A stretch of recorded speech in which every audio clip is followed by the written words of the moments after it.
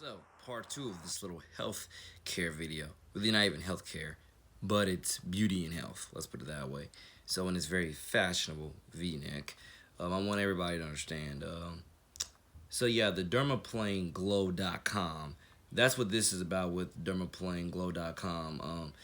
I'm watching the commercial and it talks about how the device they use removes all the dead skin on your face and or possibly all around your body, but particularly they're talking about face here, where once again that is what once again enhances your natural glow and make you look once again more youthful, more beautiful, and just more fantastic. And that's exactly what I mean when I'm telling you about that. I grew up thinking that a lot of these beauty products were there to take away your natural glow versus they're here to enhance your natural glow and make you look more youthful, more vibrant, more delightful, and just God first everything else beautiful, and etc. etc. And that's what I mean. Very similar to even the fashion industry at several points in times. Even the fashion industry is something where some clothes, depending on how you wear them and why you wear them, where you wear them, and etc. And the sizes, some of them similar to an extent can do the exact same thing. They can enhance your natural beauty or they can once again take away from it. It all depends on who you are, what you like, and so on and so on. But I really do want everybody to understand some clothes you definitely need to again depending on the size, on people to understand. Certain clothes, I guess, depend on the size, or sometimes it's not even depend on the size, just the way the clothes were designed. If you're gonna wear something that looks too overly revealing, either A, don't buy it, or if you're gonna buy it, again, know where you're wearing it. That means particularly like it's okay if you wear it in the privacy of your own house. Okay, but don't be just going out there randomly wearing something that's overly revealing and then wondering why our society is in the shambles that it's in. Because trust me, you might not think that you play a part in it, but trust me, you do play a part in it. We cannot just loosely. It's the same thing with loosely how you talk.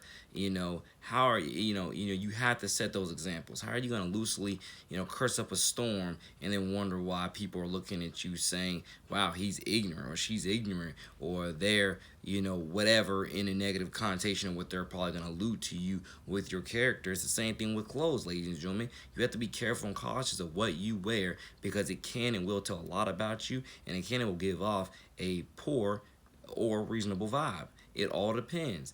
So really pair that together. How you dress with as well how you talk.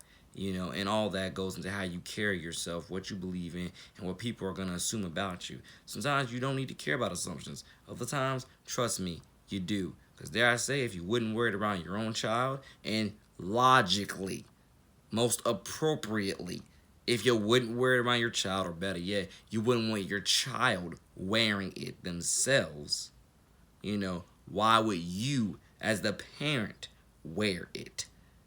That's logical, that's reasonable, that's rational. It's called setting examples, okay? Whether you're setting examples for your own child or you're setting examples for somebody else's child, let alone just other people in general. Now, some people are like, I don't care about people, I don't live for people, or whatever. There's a difference, ladies and gentlemen, because God does say to love thy neighbors ourselves. So there's a difference between living for people negatively versus helping people positively.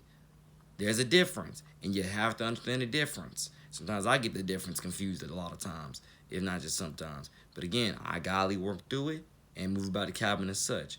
You got to understand the differences. If you don't understand the differences, trust me, you're in a world full of hurt, or you're just living in a fantasy world. But a lot of people, that's kind of what they've already done because they think they've afforded themselves the privileges or the rights more so to live in a fantasy world when, trust me, it's done nothing but doom them, damage them.